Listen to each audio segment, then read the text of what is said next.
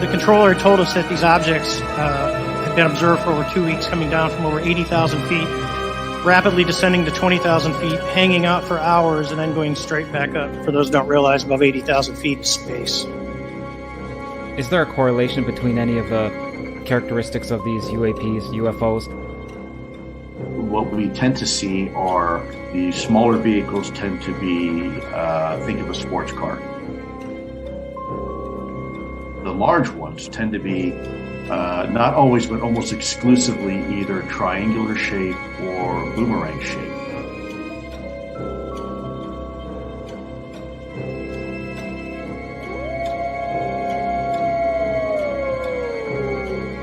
Werewolves? I see dead people walking around like regular people. They don't see each other. They only see what they want to see. They don't know they're dead. The UFO, UAP community was fairly surprised. Shocked might be a better word. If you believe we have crashed craft, stated earlier, do we have the bodies of the pilots who piloted this craft? Biologics came with some of these recoveries. Yeah. Were they, I guess, human or non-human biologics? Non-human.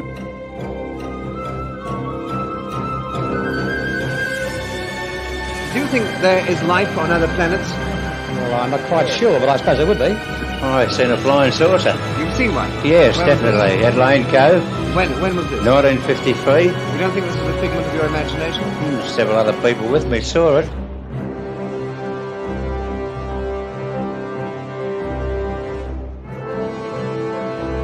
I'm not wishing that all that stay with me.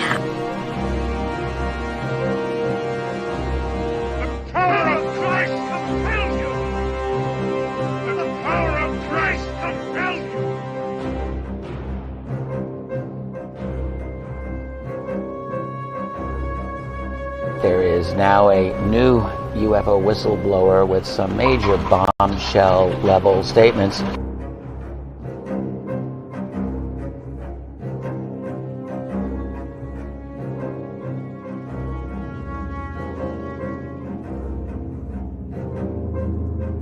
There is very compelling evidence that we may not be alone.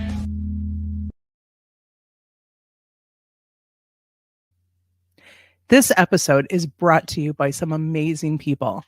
Tabin R., Eddie Tab, Diane Boss, Mecca Mickey, Dorothy Hawkins, Jeanette Angel, Kelly Lewis, Richard and Fern Harrison, Linda Liu, Dave Wright, Nathan from The Quantum Show, Jay Grove, Bigfoot Michigan Rob, Enzo Cyril, Lisa B., Gary T., Moon at Noon, Aaron's Energy 313, T-Bone, Marcel Gufonian Metalhead, KC, Welcome to the Show, Janine Hollis, Cloudwalker, Alien Bug, Brian L., Shelley Montgomery, Prepper 88 M Wife Patriot, and Blue Crossroads. And a special thank you to all of our subscribers on YouTube, Spotify, and now over on Rumble. If you wish to support the podcast, you can hit that join button below and to become an Eyes to That Sky member. Or if you want to join our Patreon or to provide other support, the links are below in the show description. But now, on with the show.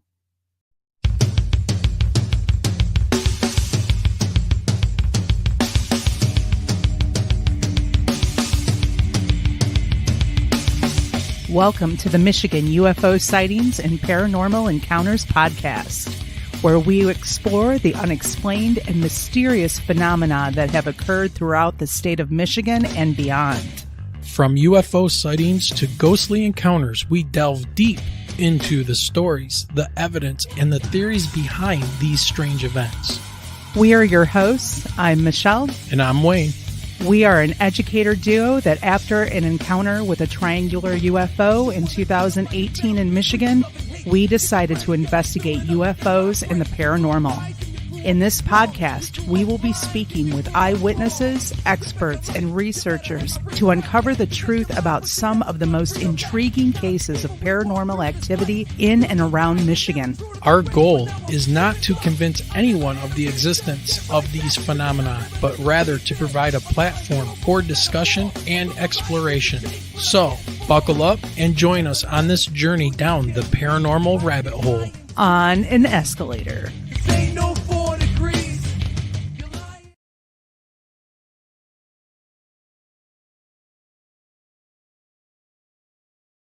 All right. Hello, everyone, and welcome back to the show. We are coming to you live from within the shadow of the great Motor City, Detroit, Michigan, deep within our underground bunker. And we want to thank you for joining us on another spooky episode. It is Sunday, October 20th, 2024, at the time of this recording and live show. And tonight we're going to continue our Spooktober show as we look at some of the latest UFO news that's out there and some listener experiences that were sent in to us. But first, we have some quick announcements before we get the show started. So first of all, I'm on my own tonight. So you probably see Michelle in chat every so often here. So Michelle officiated her first wedding vow renewal ceremony today. And it's been a crazy day, and honestly didn't think we were going to get around to doing a show. And then after we got home, I decided that, I would go ahead and do one and, talk with you guys. And I did have some stuff that I wanted to share with everybody, what's been going on this October. It's been a little crazy. So just wanted to cover some things with you guys and see how it goes. So one of the first things I have to do, though, is give a huge thank you to one of our supporters and listeners and watchers, Mecca Mickey, who sent in an amazing PayPal donation to the show. Again, thank you very much, Mecca Mickey, for what you did and also your guest suggestion. So he had suggested that we look at locating and getting Mark Farmer from Grand Funk Railroad and getting him to come on the show and talk about his UFO experience, something I never even knew of, which doesn't surprise me because I'm not very big into this community. I guess I'm getting there now. So, but yeah, so that was something new in the donation again, and the information for the possible guest is amazing. So thank you, Mecca Mickey. We will be hopefully setting something up. If we can locate Mr. Farmer, we will get that set up. So, all right, let's keep going. So tonight's a good example. So if you have a story or an experience that you would like to share that encompasses the UFO, UAP, paranormal world, you can email us at mi.ufo.podcast@gmail.com. And we will review your submission. And if we think it's good to go, we will share it with the group. We'll, and on the show, but we'll make sure that that's okay with you. Also, if you would like to make a donation to the podcast, you can do so with PayPal. You can do super chats. You can buy us a coffee. You can even check out our merchandise store, join our Patreon. All of those links can be found below, down in that show description. If you become a YouTube member, however, or a Patreon member, you will be getting a shout out like at the beginning of the show that you saw here earlier with Michelle reading off 29 names. So we will add you to that shout out list and also list you in the credits at the end of the show as a big thank you for your support. So let's see here. What else do we have? Again, checking the analytics, you guys, we've got 52.5% of people watching us are not subscribed. Come on. Help a brother and a sister out. Hit that subscribe button. Hit that notification button. Hey, Patrick O'Leary, what's going on? Yeah, so if you can help us get that algorithm to start putting us out there to even more people, and grow the show, that would be awesome. We need some big guests, and we'd love to have you guys see some really incredible guests come on here, and hopefully some more people coming up from the state of Michigan and their tales. Let's see what's next. We have Spotify. So if you are listening on Spotify, make sure you are hitting that follow button in the little Spotify player so you will get our latest episodes once I release them as an audio podcast. So I'm going to go ahead real quick and let's jump into the chat and start welcoming everybody that I can at least see. Rick Davis is here. Eddie Tab is here. Dorothy Hawkins is back. Good to see you, Dorothy. Welcome back. Gary T is in the crowd. We have Straw Dog. He's over there on the stage left over there. Who else do we have? Let's see. Patrick O'Leary. He's on stage right over there, kind of hanging out. Jay Hall is here. Hey, Jay, welcome. Good to see you. And that's all I can see right now. But I'm also probably not looking at the chat properly. So there we go. I'm trying to do everything on my own tonight. So it's a little crazy. Usually Michelle is like handling things on the backside and she'll talk while I'm working on things and getting things set up. So you're going to have to bear with me here a little bit. So, all right. Let's see here. All right. So, yeah. So anyways, the whole wedding vow renewal and Michelle overseeing that, we really didn't set up a guest for tonight. So this ugly mug right here is the one you get for tonight. So we're going to talk about a few things coming up. All right. So let's go ahead and get started. Well, guys, probably, I don't know how many of you even know this, but did you know that today, believe it or not, it is, let me get this ready here. I've got to find it. It's around here somewhere. It is, of course, I'm not going to find it now, but it is National, wait for it, National Disclosure Day. Yay. Does everybody feel better now? Right? National Disclosure Day was today. Let me see if I can find the tab I had set up for you guys. I wanted you to see this. There it is. Let me share this. So, hey, hats off to people putting this together. I mean, much love, everybody. But this came from the guys that do the Contact in the Desert. And I believe Captain Ron is now like a major owner of the Contact in the Desert thing that goes on. Again, I am not that connected. Maybe if I wrote a book and got it out there, we'd be more connected. But regardless, you can see here it's Global Disclosure Day, October 20th, 2024. So it was at 1 p.m. today. They had a live stream of some things going on, which I actually think was pretty cool. So it says here on October 20th today, history will be made. Citizens for Disclosure, groups from 43 states and across the globe, organized by the New Paradigm Institute. That's Stephen Bassett's institute that he started up, will gather for Global Disclosure Day. This 2-hour live event promises to shift the course of the UFO UAP movement. There will be a powerhouse lineup of speakers, including Ross Coulthart, Lou Elizondo, Bertie Jaworski, Carl Neal, Dr. Beatriz Villarola. I think that's how you say that. Or Roel. Ron James, Lester Nair, Julia Mossbridge, Nick Gold, and then Captain Ron and others.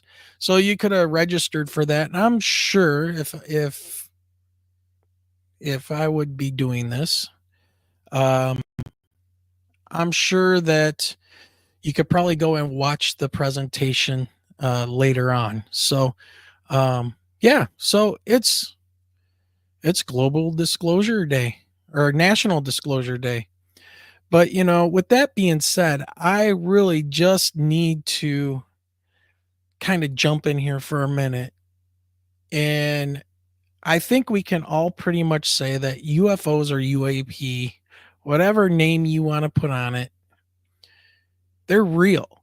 I mean, these things are real. I don't know how many more stories and testimony and eyewitness accounts we have to get. I think it's about time that I think it's about time that the government just seriously stops trying to cover things up. Look, everybody knows about these things. Now, what they are, nobody knows for sure. But that's one of the reasons why I put the poll question up there. If the government did say that they had UFOs and UAPs, if they had them or said that they were real, would you even believe them at that point? So we'll take a look at that poll when we get to the end. But honestly, do any of us here need a government official to tell us what's real and what isn't? I mean, these people in DC and everything are probably the last ones we should listen to for telling us what's real and what isn't. Considering what I see that the government okays for breakfast for children in schools. Don't get me started. It's horrible. All right. But regardless, what is it going to take for everybody? For me, it's a done deal. Anyways, we're going to talk more about this in a few minutes. So there you go. Patrick O'Leary says, "No, sir. We have eyes." Yes, we do. Yep. And some of us who've experienced these things, I don't need somebody to tell me what happened was real. I know it was real. And my wife knows it was real because she was right there. All right. So let's continue on. Oh, this is great news. I'm not going to show you a tab on this because there's really not a lot to show. But another congressional UAP hearing is being planned in November for after the 2024 elections. So, yeah, expect that to happen after the elections if, the country doesn't burn itself down to the ground for whatever reason, regardless of who wins. I don't know if there's a win-win situation at this point, but they've polarized this country so much. Between social media, the Chinese and the Russian interference, and just people doing what they do on social media. I'm not a whatever. It's one of those whatever moments. And so anyways, Congress was planning UFO hearings for November. Now I'm looking at News Nation right now, and there were 3 bullet points I thought was very interesting. The first bullet point, a hearing on UAP last year garnered bipartisan support. A whistleblower has named an alleged program to reverse engineer UAPs. Now, I don't know if that's new or if they're talking about from the one last year. And then both the House and the Senate plan to hold UAP hearings. So now the whole Congress is going to be doing this. So the House and the Senate. So will it be a waste? Will it not? If it's anything like it's been, it's going to be a bunch of baloney. So, let's go on. Let's keep going. Oh, wait a minute. So I don't know if you saw a couple days ago, and this is related to the whole congressional hearings thing, but so John Greenwald's over at the Black Vault, I think is his, right? Isn't that his website? Yeah, the Black Vault. So he is the master of getting FOIA requests answered and asking questions. And so his last live stream he did about 4 days ago, he was requesting a bunch of things about the UAP task for NASA briefing. So he wanted the materials that were talked about because I guess behind closed doors, NASA and the UAP task force had a briefing. And I believe I'm drawing a blank on his name now, but I'll look for it here in a minute. So he asked for the information. And so this is what I think we're going to get when it comes to disclosure from the government. You guys ready?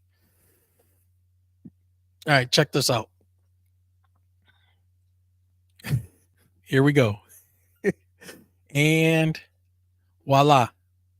Redact it. Redact it. All right. This was John Greenwald's live stream the other day. Okay. Look. UAP task force. Now there's some information there. Redact it. Redact it. Redact it. All of these things redact it. So I watched this the other day and there's the guy. John F. Stratton. Naval Intelligence Senior Analyst, Nimitz Operational Intelligence Center. So Mr. Stratton, I guess, was giving the briefing. And as I just go through here real quick, and I want, you know what, guys, go watch this. Right? John Greenwald does a good job. But you know, there's some stuff on there that he talked about, which was cool. It talks about the Tic Tac case and all that.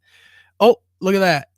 Air crew see the UAP. In this case, they photographed the UAP, whole page redacted. There, right there, ladies and gentlemen, right over there, right there. That is your government disclosure. Yeah, Stratton is a great friend of Lou Elizondo, J. Hall. You are correct. I did know that. And there you can see there's the gimbal pictures, and it says at the top, UAP are not easily explainable, can quickly overwhelm our air crew. Redact it. You know, a good third of the page, redact it. Look at these. Multiple sensors worldwide reporting redact it, redact it, redact it. One picture of what looks like the inside of a camera, right? I mean, this is what he got back. There's another one. You don't even know what that slide was called. Just it's all redacted. Here's one. Current assessment. The UAP task force has collected blank reports dated from the last blank years that describe encounters with UAP. More than half have been detected via multiple sensors. Potential explanations. Number 1, redacted. Number 2, unknown weather or other natural phenomenon. Number 3, redacted. I mean, come on. Yeah, I kind of like Lou Elizondo. I mean, I would like to talk to him, even off the air. I would just love to talk to the guy and see. But as you can see here, plan of action and milestones. Okay, this is what you get if you do a FOIA request. So yeah.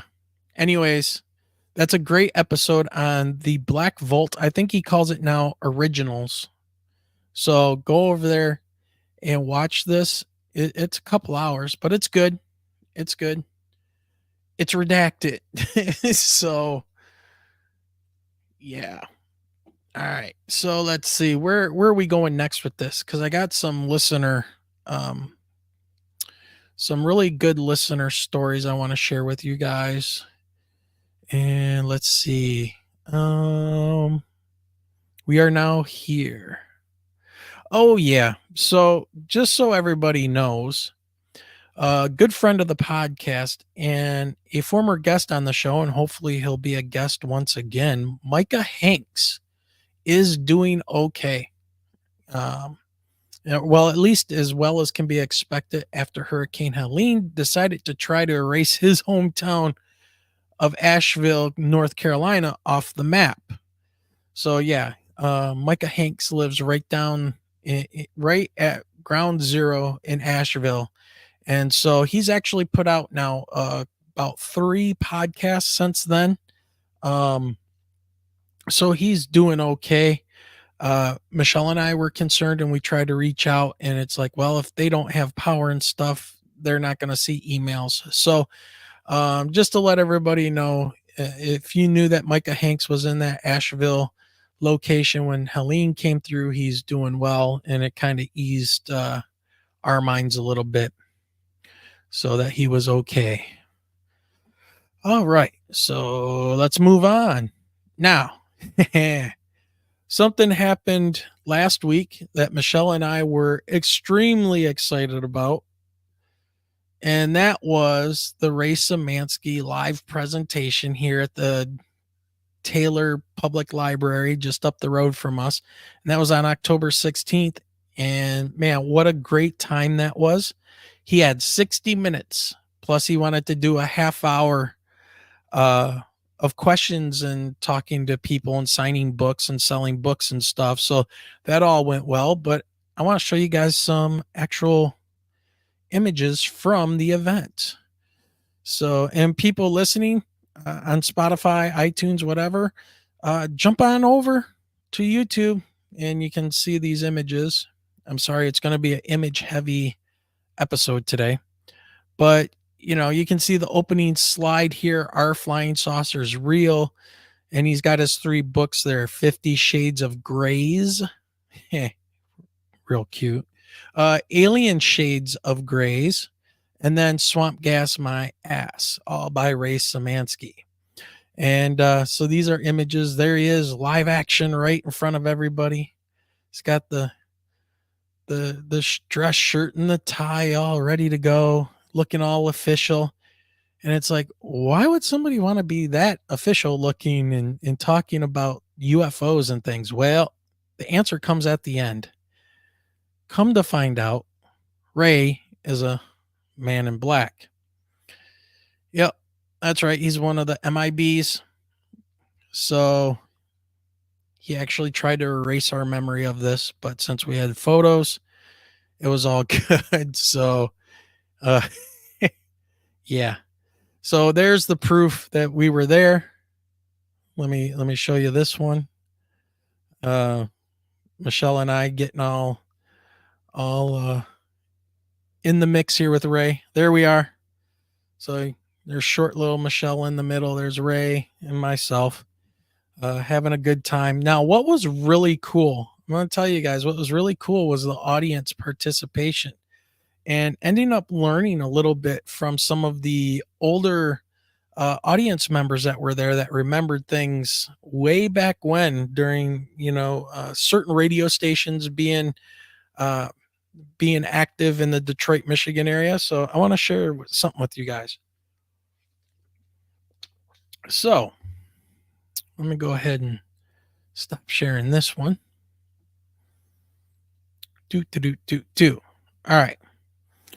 So the audience were very much into UFOs. I think they were pretty much all believers, coming to look at the evidence that Ray had. And like I said, he only had about 60 minutes to try to do a lot of the talking that he did. So again, they were telling stories about something that happened on the radio here in Michigan. And so I want to show you that this was actually a story. Now, there was a couple different incidents that happened, but I want to show you one that made the mainstream news. And it's this one here. And this is from Michigan Public Radio, so NPR. And this was written in 2018, so 6 years ago. So this is, should say now, 46 years ago this weekend, a WJR radio personality may have encountered a UFO. Now it says 40 years ago on February 10th, 1978, a WJR radio personality saw something overhead as he and his wife were heading to the airport. He called the station and host Warren Pierce put his colleague Mark Avery on the air. Now, this is really being gentle, but what I understand is, and from people in the audience that were listening to this happen real time, and they were there. So this guy lost his job for what he did. So it says Harry Wilness, a UFO researcher, heard Avery call into the station and called home to have his family record the conversation. Wilness joined stateside to talk about the alleged UFO incident from 40 years ago. Listen above for the entire conversation. So all you guys got to do is search this up, and I will put the links to this article in the show description after we are done here today. But you guys can check this out and listen to the conversation. So it says here on whether other people saw anything. So now get this. This is one of those things that just, again, what's the difference between fact and fiction? Fiction has to make sense, right? Fact can be all over the place. So it says, as Avery was driving and talking on the air, he answered listeners, he asked listeners if they saw anything as well.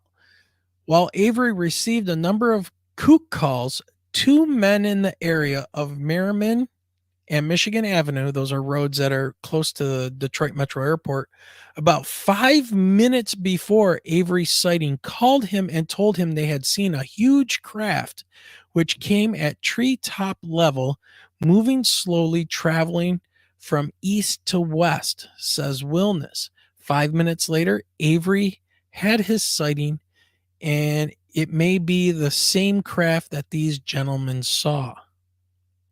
So let's see if they try to explain this away. What could have been flying that night? Whereas many who heard about the craft or supposedly saw it remain baffled, Wilness is able to put a finer point on it. I think it was a typical UFO flying saucer type thing, he said. These are common reports. Now, this was 46 years ago. So what are you talking, mid 70s or something like that? 80s? There are still lingering questions about the sighting. When Wilness met up with Avery many years after the incident, he asked the radio host about what he thought he saw. His answer was, no, it's something I've never seen before and I've never seen since, he said. These sightings are more common than you think. Most people don't realize that about every 3 to 4 minutes around the world, a UFO is seen on a daily basis. He says this stuff has gone on for years. We're going to, AJ Hall, he says, do you remember Albert Wayne and his experience in 1977?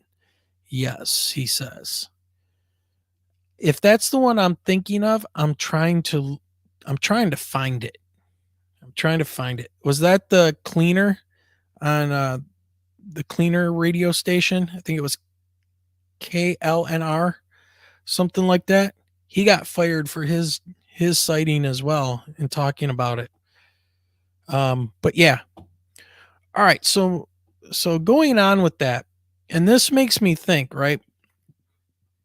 And I saw something from Richard Dolan today, and he pointed out in his video today, because he was talking about it being, the Martin Willis podcast. Okay. I'll check that out. But Richard Dolan was talking about today, because it was, National Disclosure Day, and that there has been like systematic incursions, is the way that he said it, of UFOs over bases in the US starting in the mid 70s. And he listed the following, and there's one here that for us Michiganders, you may want to take note of. So on October 27th, 1975, a low hovering glowing red object was over Loring Air Force Base in Maine. It got within 300 yards of a nuclear weapons depot on the base. So this thing was zipping around over the base, examining things. All right. And I don't know, my phone is going off. Let's keep going. Now, Michiganders, Wurtsmith Air Force Base in Michigan.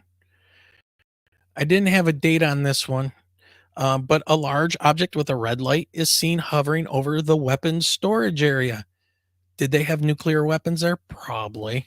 Probably. I'm not that familiar with that base, but there you go. Maelstrom Air Force Base in Montana. That's the Robert Salas type of thing. I guess Maelstrom, we're all familiar with the red glowing object hovering over the missile silos and shutting them down, right? But apparently Maelstrom was visited over 20 times. And things going on with the base there. And, you know, these things, they just go on and on and on and on and on, right? And that's just military incidents from the 70s. You have Rendlesham Forest. You have things up in Newfoundland in Canada. I mean, the more you dig in and the more things that you start looking for, you hear these same kind of stories, the same descriptions of the same type of craft. It's insane. So what is Dorothy saying here? Dorothy says, over time, millions have had personal experiences with these craft. And for us, there's no need for the government to validate our experiences. Yes, absolutely. Yup. 100%. And that was one thing that Ray talks about in one of his books, is that there is some kind of a human hybridization program going on here. And my guess would be that how some of these creatures are, whatever they are, beings, entities, non-human intelligences, the way they're propagating themselves is by using humans to continue to, you know, replicate, I guess you could say. That would be my guess. Especially if they might be humans from the future, which is a very interesting thing. I would love to get people on here to talk about that. All right, so let's see. Where do we go next? All right, so eyewitness accounts. All right. Now, one of the things I want to show you guys is a recent UFO sighting that was videoed on, I think it's local here. I'm not 100% sure. But this is somebody in our Facebook group. Now, it doesn't look like much, but let me go ahead and share this with you. This is a UFO sighting she caught on her phone. I believe this is it. Yep. So I want to go ahead and show you guys this, and let me see if I can blow it up even more. Well, I can put it in the center. All right. So one of the reasons I like this one is watch how the light is moving and then it disappears. There's something that is, and I'm going to leave the sound off on it, but there is something about the way that the light on this object is, I want to say like lens flare, but it's not lens flare. You'll see what I mean. Watch this. And it's very short. Here you go. And then it's gone. See how strange that light, the way the light is moving like that?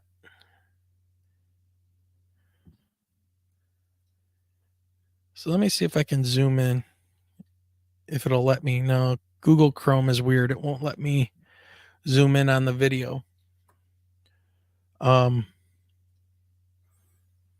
So it just looks like a red dot until you look at the way the light, you can tell the light is moving around the object, right? It's not flashing, but you can tell it's going around. Maybe the object is spinning really fast and then it just disappears. And that's it.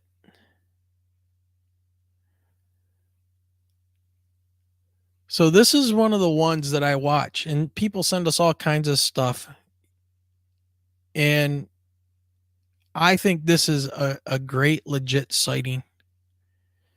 Because if you watch too, when it fades out, it doesn't completely fade out all at the same time. There's like a little flash, right? There's like almost like a little Let me see here. Let's do it like this. There's almost like a little, it gets bright and then it's gone.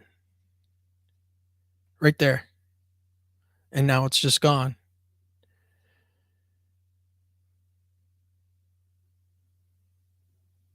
All right. So to me, this looks 100% legit. Now, I want to pull up something here in a minute that Michelle sent me that is without a doubt 100%.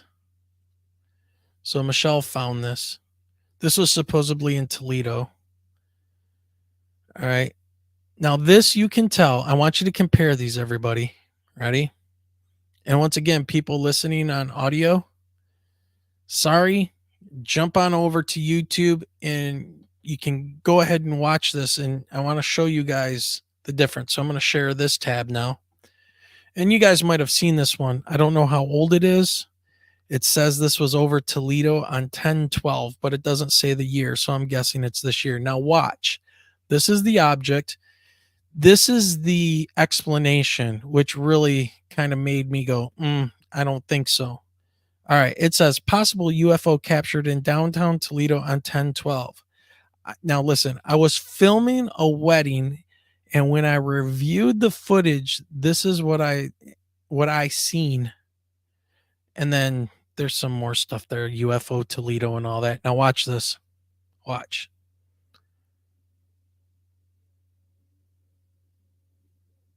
Come on. You can tell that's CGI'd in there. The object starts moving to the right, to my right. At the same time, the camera starts tracking, and it's perfectly smooth.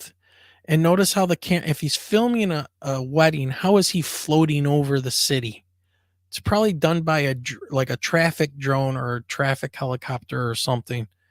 But watch once again. See how straight that is, how the lighting is just right and all that? Okay. Now this one. This is real. Bloop. That's a real object.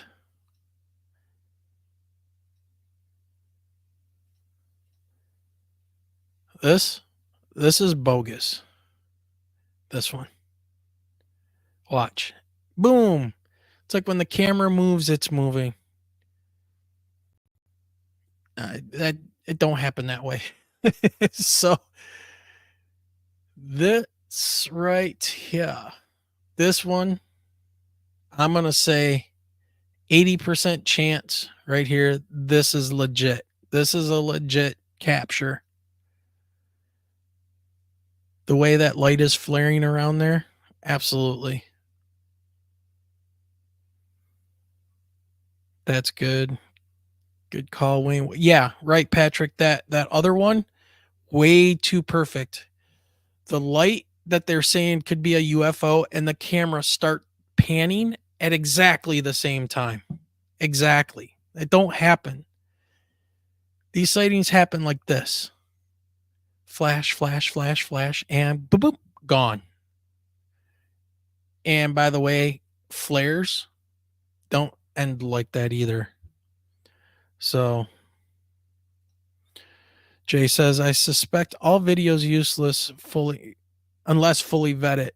Maybe interesting, but it stops there. Yeah, I agree. We weren't there. I believe in the audio.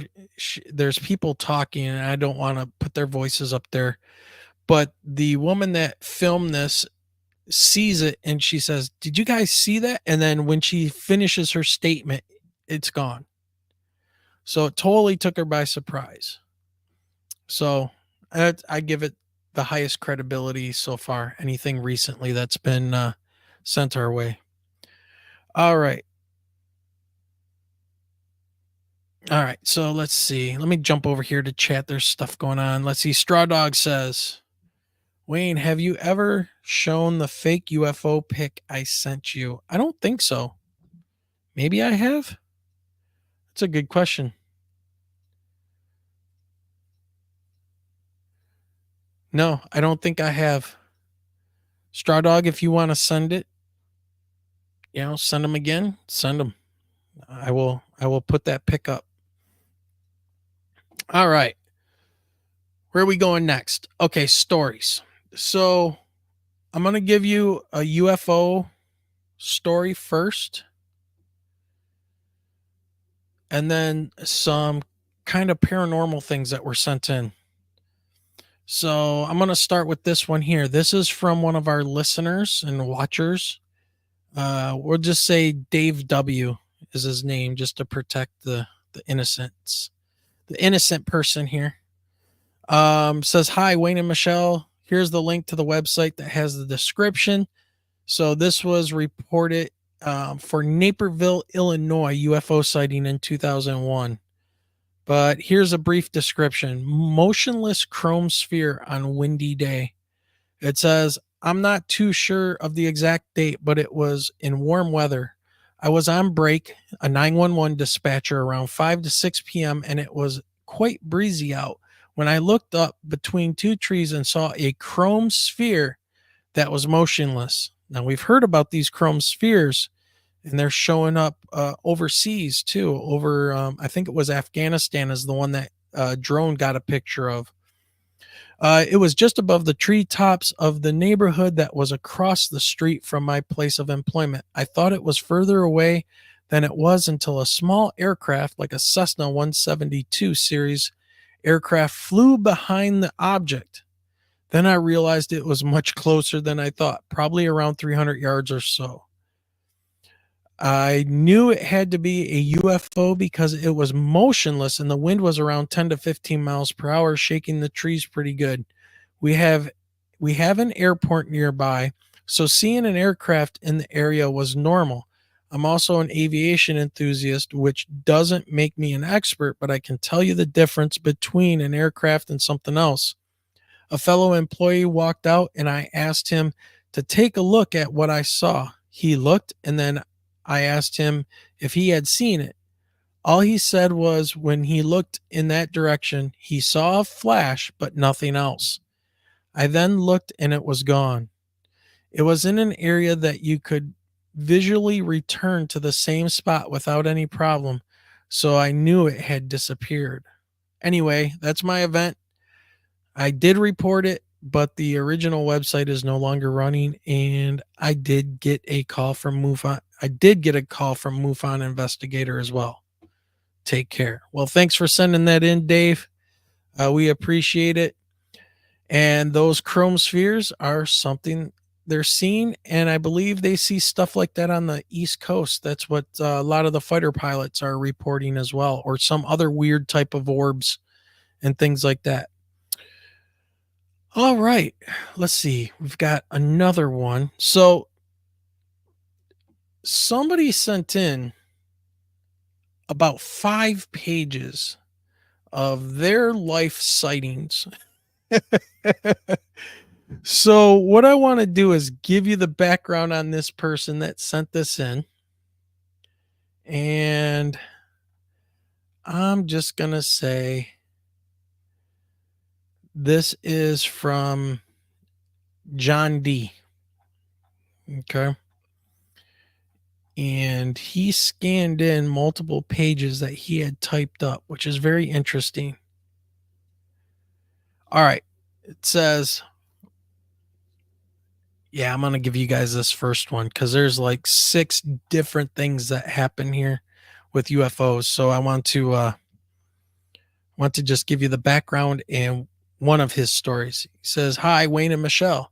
I thought this would be more simple and much faster getting to you. We had talked for a while about getting his sightings to us.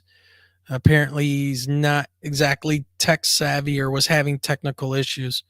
While I have seen the 5 UFOs, I have also had other unusual experiences as well. Some I feel like I have been picked on. That's not unusual. However, I feel blessed to have experienced the situations I have. I'll go over the UFO items first. So he says, As a brief background, my dad was a civil servant, electrical engineer with the Air Force. Okay, full stop.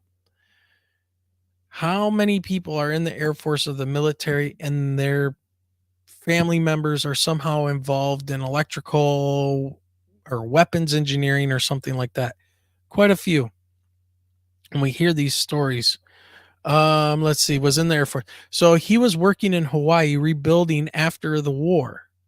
When I was born, February of 1950, my mom and I were stateside California. When I was a year old, Dad was transferred to Wright-Patterson Air Force Base.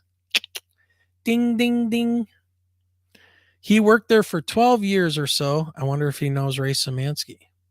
And as I was entering high school, he was transferred to the Newark Air Force Station. That facility was a 6-story clean room laboratory structure that was supported from the surface and hung down 6 stories below the surface with no contact with the sides of the building to the earth. So no vibrations from touching any of the sides. He worked on atomic clocks, lasers, and inertial guidance systems for rockets, I'm sure among other things. Okay. Yep. So let's see what your UFO experiences are going to be like. So it says, Dad purchased a farm and we lived out in the country on a rural road about 6 miles south of Buckeye Lake, Ohio. I was more of a science guy and a band guy in high school and before than anything else. As a sophomore, I placed in a tie for 5th place in the state in biology. My science fair project was depth perception in white mice. Man, we can't do that nowadays. And in my junior year, I placed 5th place in the state chemistry. All right, that's pretty cool. All right, let's see. As a senior, my science fair project was a particle accelerator. My dad might have resourced a part or two.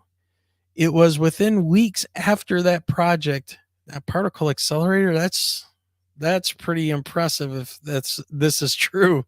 It was within weeks after the project that I saw my first UFO. Maybe they picked up on what I had done, or they were keeping track of my dad. I have no idea. I saw the craft. My sister did not. Okay, so your dad's an electric engineer with the Air Force. He then is sent to Wright-Patterson.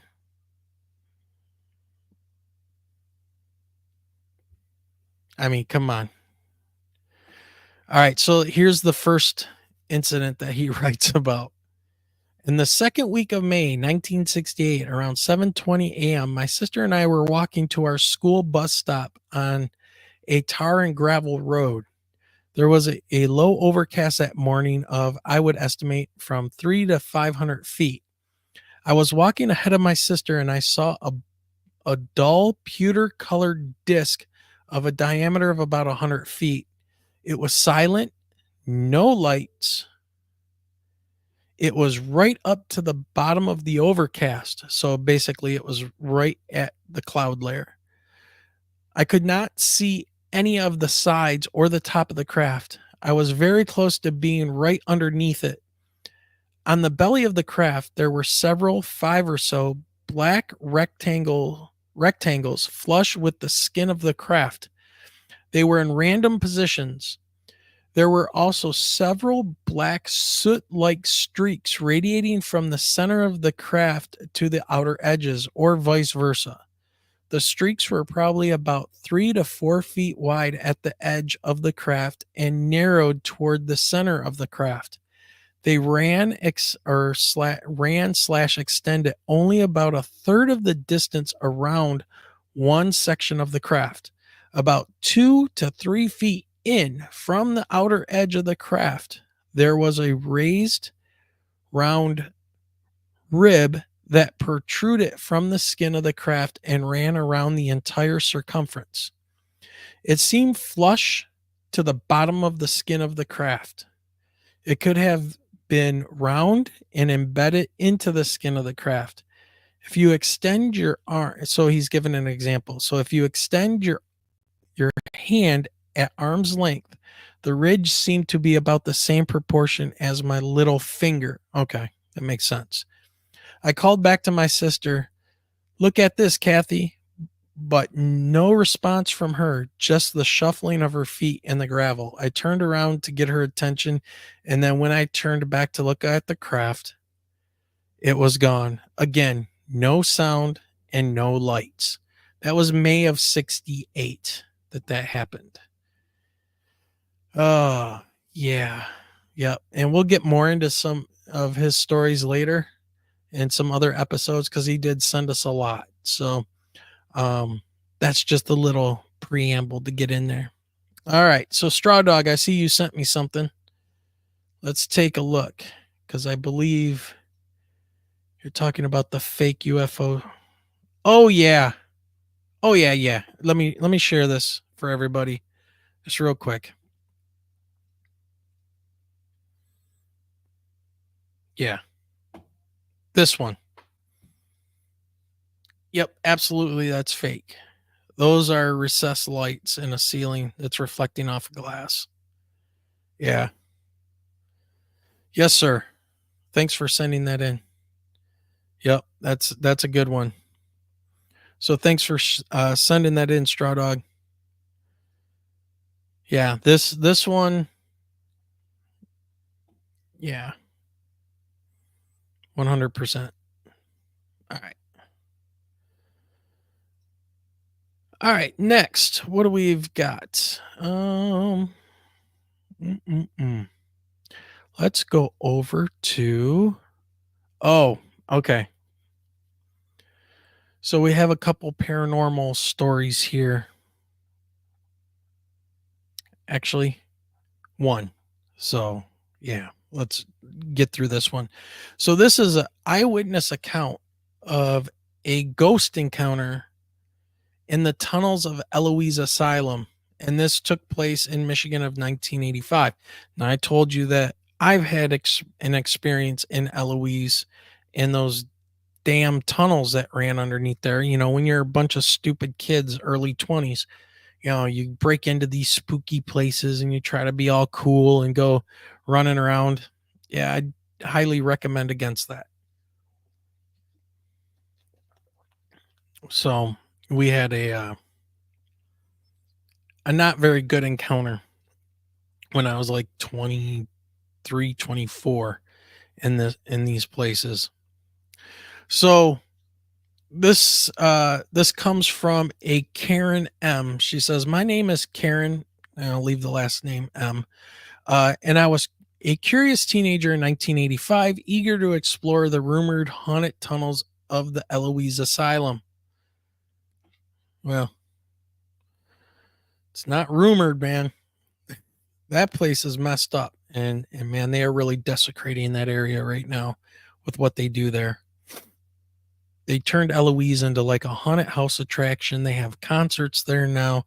There's unmarked graves and stuff. And I know you guys know that Michelle and I have talked about this before, but that place should not be something that is turned into some kind of an amusement park attraction, honestly. But anyways, we heard countless stories about the abandoned buildings and the strange happenings within. Of course, one crisp autumn night, my friends and I decided to see if the tales were true. We gathered flashlights and made our way to the asylum, our hearts racing with excitement and fear. Oh, you silly, silly child. The air was thick with anticipation as we approached the dark entrance of the tunnels. I love the way she writes this. A sense of unease washed over me, but I pushed it aside, eager to prove my bravery. Dun, da, da, da. Yeah. Eloise will take any hope of bravery you think you might have out of you if you're messing around there. Once inside, the air felt colder and a heavy silence surrounded us. The beams from our flashlights flickered against the damp stone walls. Yep. That sounds about right. Hey, Hides and Log Grass is here. Welcome. The beams of our flashlight flickered along the damp stone walls, illuminating graffiti. Yep, that's true. And remnants of a forgotten past. Yeah, it's not good. We wandered deeper, our laughter echoing in the narrow passages, but soon that laughter faded as an unsettling stillness took over. After what felt like an eternity, we reached a large chamber, and I could swear I felt a chill pass through me. Look, when that thing rushed the guy that was, and his name is Chris, he was the former singer of the band I was in. He was standing next to me, and we put our arms up like this because this thing was rushing us. It looked like a person. It rushed us and hit us, and it was like being hit with one of those spray water bottles. It just was cold and misty and not good. So she says here, and I could swear I felt a chill pass right through me. Yeah, that's what it's like. Suddenly, one of my friends, Mark, pointed ahead. Did you see that? He whispered, his voice shaky. I turned, and in the dim light, I thought I saw a shadow dart past the far wall. Yes. Stop messing with these things. We exchanged nervous glances, but curiosity pushed us forward. As we ventured deeper, I felt a strange sensation like someone was watching us. Okay.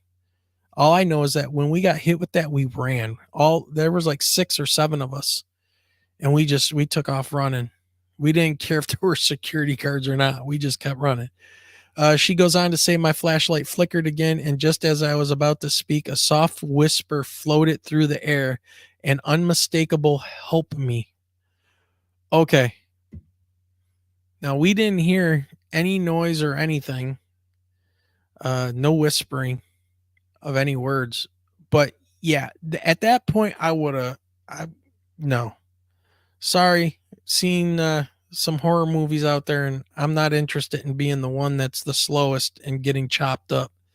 So she goes on to say here, I froze, my heart pounding in my chest. The whispers seemed to come from all around us. We looked at each other, eyes wide with fear. Did you hear that? Everyone nodded and panic began to set in. You think? Mark suggested we leave, but just then I saw something out of the corner of my eye. A faint figure, almost transparent, stood at the end of the tunnel. It was a woman in a white dress. Her hair was long and kind of natted up, and her eyes stared straight through us. My breath caught in my throat. I felt paralyzed, unable to look away. Run, I finally shouted, breaking the spell. We bolted back the way we came, the whispers growing louder, almost like a chorus urging us to leave. Well, yeah, they want you out of there. The shadows seemed to stretch and twist around us, and I was certain I felt cold fingers brushing against my arm. This is why you don't go into these abandoned places. Hey, Diane Boss, welcome. She says, did you see Dorothy's post? She's in the hospital right now. I thought she said she was home. Anyways, we'll get back to that in a minute. We burst out of the entrance, she says, gasping for air, our hearts racing. As we reached the safety of the moonlight, we looked back, half expecting to see the figure still watching us, but the entrance was dark and silent. That night, we vowed never to return. Yeah, I don't think many people are going to go, yeah, let's go ahead and head on back there. To this day, I can't shake the feeling of being watched whenever I think about that night. Eloise Asylum may be abandoned. Well, it's not now. It's becoming an amusement park, but its ghost, if that's what they were, remained etched in my memory and a reminder of the mysteries that lie beneath the surface. Yeah. That place is no joke. And when I tell you they've turned this into a amusement park, that's what they've done. So, yeah. So those were our listener experiences I wanted to share with you guys tonight. couple UFO ones and a spooky story at our neighborhood place close by us here, Eloise Insane Asylum or Psychiatric Hospital, however you want to say it. So just want to take a few minutes before we end the show because we're about an hour and 6 minutes in. Was there anybody in chat that wanted to bring up something, wanted to ask or talk about? So Diane Boss, by the way, has shown up. So, hey, Diane, good seeing you. Oh, hey, the Lions won today. So delivered the first defeat to the Vikings. So I believe the score was like 31 to 29 or something like that. Yeah. Lions won 31 to 29. So that's kind of paranormal. Now both the Lions and the Vikings are 5-1. So people are crazy around here about football right now. I think Detroit has been struggling to have a good team to root behind. They kind of got, led on by the Tigers. And now the Lions are back at it. So, and we had a really bad injury last game. So Hutchinson, I guess, broke his tibia. It's such a bad break, they won't show the replays on TV. So I wasn't watching it. I don't know what happened, but Lions doing it, man. 31-29. All right. So anybody got anything else going on out there? We do have guests lined up. I guess I could talk about that for a minute. I can show you who we have coming on next week. I got to get the thumbnails and everything made, but October 27th, we have the authors. Let me pull this up.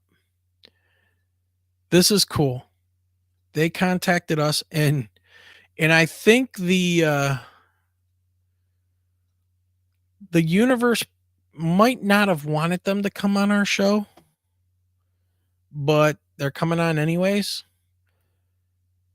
because their email ended up in my spam folder.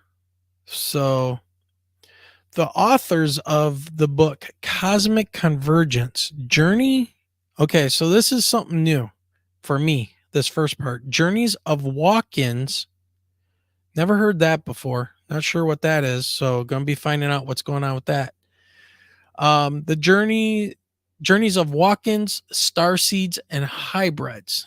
Now I'm interested in the hybrid thing because Ray Szymanski did that book about it. And I keep on hearing this brought up and I want to learn more about it. But we're going to have Sheila Seppi or Shayla. I think that's Sheila Seppi and Barbara Lamb. Now, Barbara Lamb is a famous, I don't want to say famous. She's a well-known. Let me pull up the one sheet here. Boom, boom, boom. Did I pull up the wrong one? I did. I feel so lost trying to balance all this on my own. Okay, so Barbara Lamb is a licensed psychotherapist who is recently retired and a current hypnotherapist and regression therapist. She is the co-author of Cosmic Convergence, Journeys of Walk-ins, Starseeds, and Hybrids, and considered one of the world's leading authorities in the field of ufology and extraterrestrial contact. Since 1991, she has regressed countless numbers of people to some of their past lives. Barbara has been a featured lecturer at dozens of conferences throughout the U.S. and abroad. She has given hundreds of interviews for television programs, including Ancient Aliens and Netflix, and radio interviews on Coast to Coast AM, Gaia TV, films, YouTube's The Conscious Awakening Network, and the Internet. She has received 5 Lifetime Achievement Awards from 5 major conferences for her work in giving help and support to experiencers of ET contact and furthering the field of ufology. She is the author and co-author of Crop Circles Revealed, Alien Experiences, Meet the Hybrids, Kids' Adventures with ET Friends, In Space, and now Cosmic Convergence. So I swear to God, Barbara Lamb, I know her from somewhere. It's really, really, really driving me crazy. But that's Barbara Lamb. And even her picture looks familiar. Let me show you guys. Give me 1 minute here. So she's going to be coming on with her co-author. And let me go ahead and do... No, I don't want to do that. I think I need to stop sharing this one. Boom, boom, boom. Stop sharing. Present. Screen. And no, window. There she is. This is Barbara Lamb. I must have seen her on TV or something, but she'll be on next week. Yep. And she's going to be on next week with her co-author, Sheila Seppi. I think that's Seppi. So it's going to be interesting. We're going to talk about hybrids, star seeds, whatever walk-ins are. I think this is some type of a spirit that inhabits a already like human adult. So we're going to get into that. We're going to get into all that with everybody next week. So yeah. So the authors of Cosmic Convergence will be joining us next week. That should be a good show.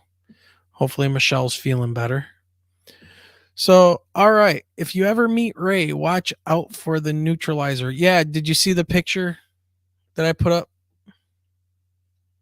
Hides in long grass. You probably didn't see it. Let me grab that for you. I'll put it up one more time.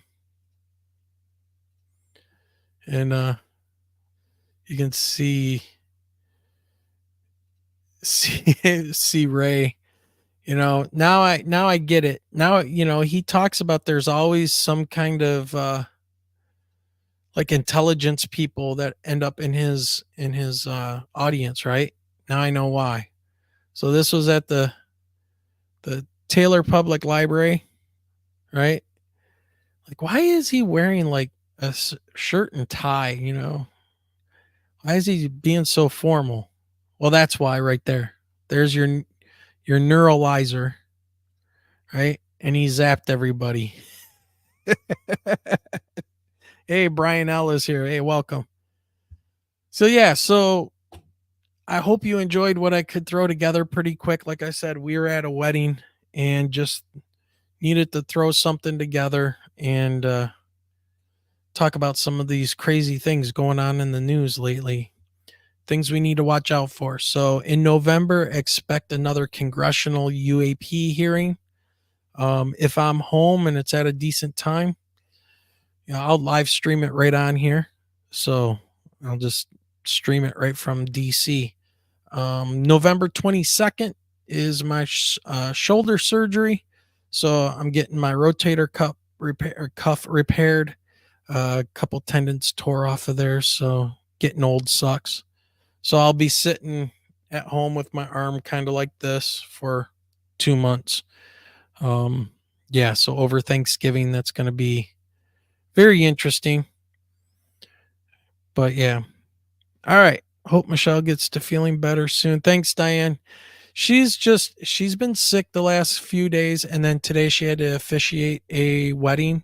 So, a vow renewal, right? And it was done in the style of the Lord of the Rings. The bride and groom, the husband and wife, are big Lord of the Ring fans. So the vows that were exchanged and the sermon that Michelle wrote was all, based on kind of Lord of the Rings stuff. So it was pretty cool.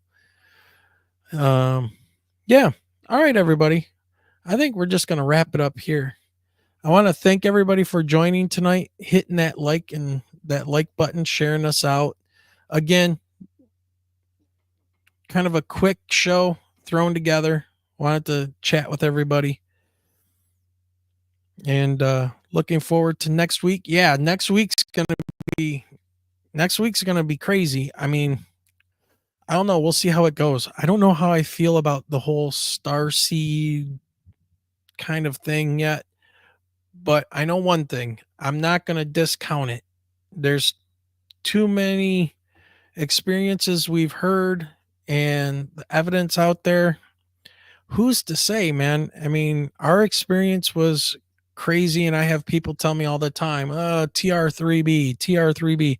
No, no, no, no. It was not a TR3B. And, you know, I have some really good arguments for people that want to say that it's a TR3B, but I'm going to tell you guys, one of the things you don't do is put out a patent for a craft of incredible power and just put it out there on the internet for you to download. If you guys don't know what I'm talking about, let me show you. I wasn't prepared to show this, but I'll do it anyways. So I was doing some snooping around, and let me see. Oh, and by the way, coming up this November 23rd is the 48th anniversary, I believe, of the Kinross event. Yeah.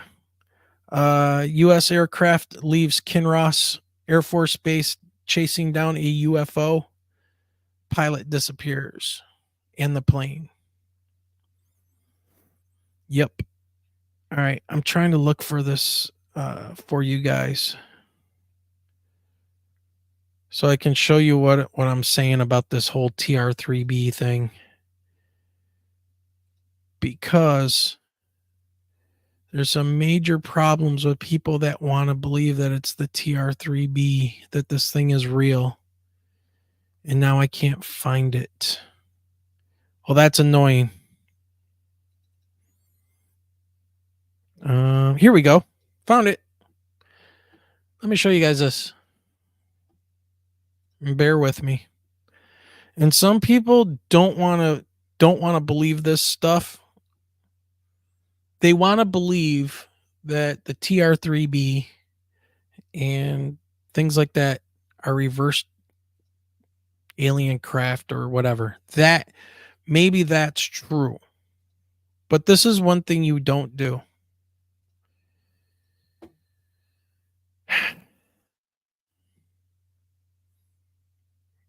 You don't put the patent out there. And by the way, this guy's been all investigated. This John St. Clair, whatever this is, this guy.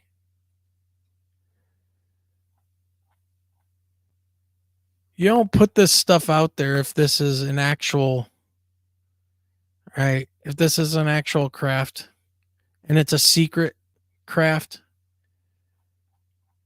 If this stuff actually worked, they wouldn't put it out there. You can't pull off the B-2 stealth bomber plans, the F-117 plans. This might have been a hypothetical, but come on. Triangular spacecraft. Okay. A triangular spacecraft. If we go back to the front, do they call it a TR-3B? Nope. They don't. This is not real, guys. And I've sat down with some very smart science people and looked at some of this stuff, and it's not legit. Brief summary of the invention. Really? Come on, guys. Just stop. I understand people want it to be real. They want that to be real. Because if it's not real, then there's something out there that you don't know about. and that can be frightening. The other hypothesis is pretty frightening, that these things are going around. So, all right, everybody, I'm wrapping it up. My voice is starting to go. I want to say thank you for joining me on this quick show and hanging out. Really appreciate it. And once again, back to our big donors, Mecca Mickey, Gary T. You're still at the top of the list, my man, for your donations and stuff. T-Bone, I know you're going to be listening later. Thank you for all the shares of the memberships. That's great.